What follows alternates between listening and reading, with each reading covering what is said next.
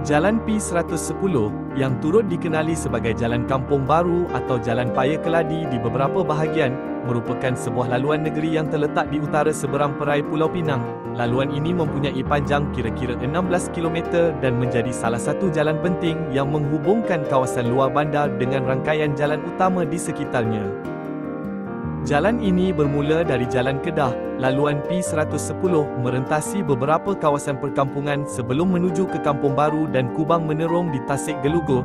Sepanjang perjalanan, pengguna jalan raya akan melalui suasana kampung yang masih mengekalkan identiti luar bandar dengan gabungan kawasan kediaman, tanah pertanian dan penempatan penduduk tempatan. Selain menjadi laluan harian masyarakat setempat, Jalan P110 turut memainkan peranan sebagai penghubung utama bagi penduduk di timur laut seberang perai. Jalan ini memudahkan pergerakan ke pekan berhampiran serta menghubungkan pelbagai kampung dengan rangkaian jalan utama di kawasan tersebut. Menariknya, di sesetengah bahagian laluan ini, Jalan P110 turut dikenali sebagai Jalan Paya Keladi, khususnya berhampiran kawasan Pematang Langsat.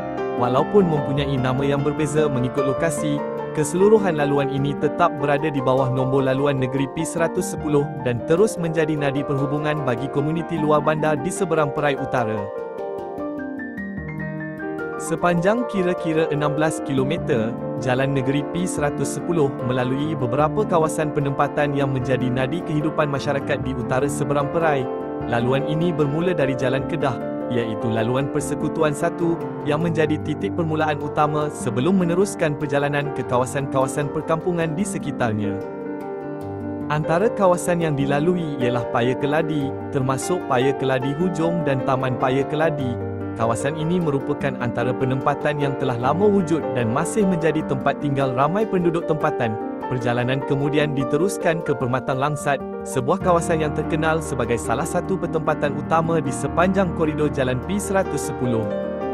Seterusnya, laluan ini melalui Kampung Baru, yang menjadi sebahagian daripada nama rasmi jalan ini, sebelum menuju ke Kubang Menerong di kawasan Tasik Gelugor. Di penghujung laluan, Jalan P110 turut menghubungkan pengguna jalan raya ke kawasan Pinang Tunggal, sekaligus memudahkan perjalanan penduduk ke kawasan berhampiran dan rangkaian jalan yang menuju ke sempadan negeri Kedah. Secara keseluruhannya, Jalan P110 bukan sekadar sebuah jalan negeri biasa. Laluan ini menjadi nadi penghubung bagi komuniti luar bandar dengan menghubungkan kawasan pertanian, perumahan dan kampung-kampung tradisional di sekitar Parlimen Kepala Batas dan Tasik Gelugor. Peranannya amat penting dalam memudahkan urusan harian penduduk serta menyokong perkembangan kawasan luar bandar di seberang perai utara.